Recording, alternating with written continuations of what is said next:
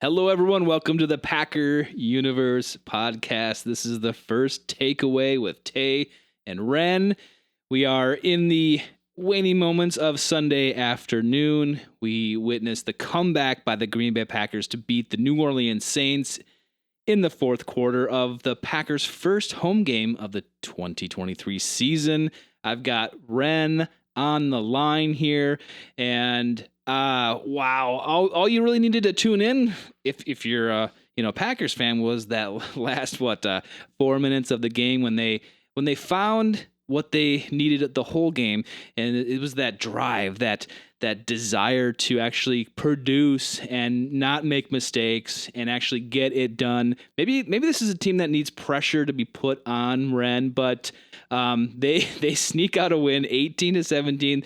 There was a lot going on in that last fourth quarter, but it was mostly really, really good things when you just look at those last two drives by the Packers. But it was a bit of a stumble fest and a blueprint on how not to play a game for the other three quarters. So it was definitely an emotional roller coaster, but they sneaked out the win. Will we be looking back and forgetting about those three quarters and how bad they played and how many mistakes they made and how they couldn't get it done? Or will we just forget about it because they got the win? Ren, give me your first takeaway. A stumble fest, Tay? I don't know. Are you talking about A.J. Dillon running the football? I don't know, but it was not just three quarters. It goes back to the last quarter last week, Tay. 4 quarters of pretty atrocious football. And, watching this thing was a train wreck. It was upsetting. And I got to the point where I said to my wife, all I want is to see Jordan Love show that he can get something jump-started here. Whether or not they can come back and win a game, I don't care. I just want to see that he can get them going. And did he ever get them going in the fourth quarter, Tay? What a tale of two fourth quarters from last week. Yes. Up 12 to this week, down 17, Tay, in the fourth quarter. 17-0.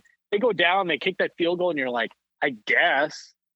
And then next thing you know, they stop the Saints. They go down. They get one on fourth down. Jordan running it in. And on third down, I'm mad. I'm like, why are they just not running a boot, getting everybody loaded to the side and go with Jordan? Just run it out if you can't find somebody. And sure enough, the next play, Jordan takes it, gets it in. And then the next thing you know, another drive later, maybe a little too quick, they got it in.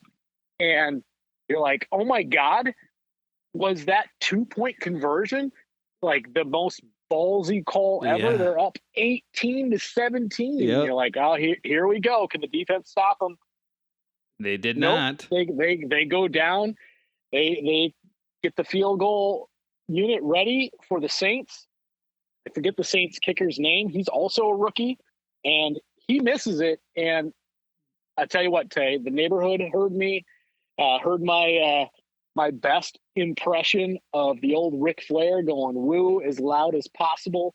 Full throat. I was so excited. Wayne pulls out the dagger with the missed field goal, and next thing you know, kneel downs, and it's over. The Packers came back and won, and it kind of washes away your pain from last week in the sense that, hey, you lost one, you should have won, and this week they win one, they should have lost. So I guess it could be a season like this, Kay.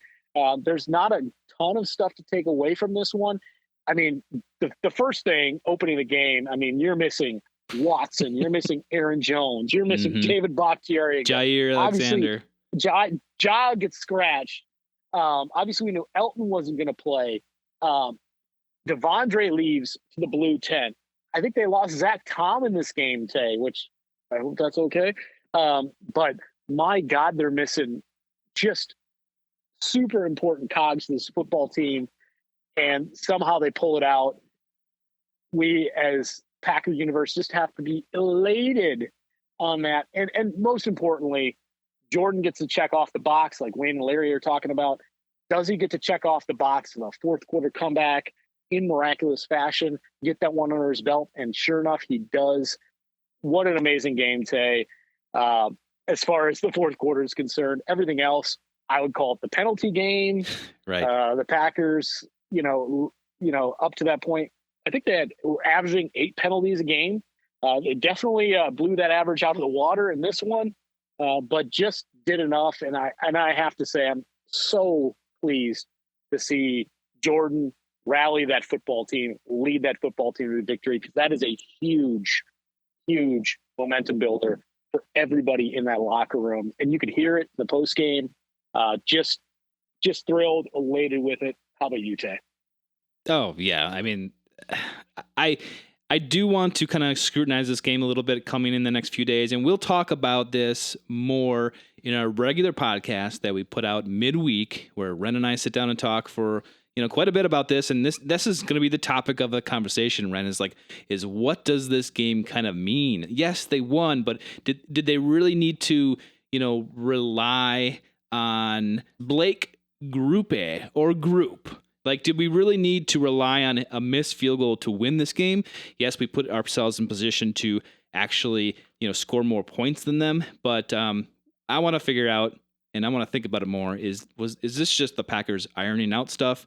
Or is this them actually coming together here in the end of a game with down some of your star players and actually coming together, getting momentum, being led by your, albeit a rookie starting quarterback to lead your team to victory? These are some of the questions that we should be asking ourselves, and it'll be fun to kind of dissect this with you on the regular pod, Ren. So I think I'll leave it at that. I think this is a miraculous win. The Packers came back and they won. Does it change our viewpoint and kind of askew the lens we look at this Packers team through? I don't know. That's going to be for us to judge and kind of scrutinize in this next week. But I hope everyone enjoyed this win. I think I'm going to enjoy this win as we go into Thursday here, which it's a quick turnaround. So hopefully we get some of these guys back and we bounce back and be able to play the Lions more competitive than we played the New Orleans Saints. Ren, I appreciate you joining me. Any last words? Well, yeah, Tay, I mean, again, what a phenomenal win, leading him back. Rashawn Gary, just a monster today.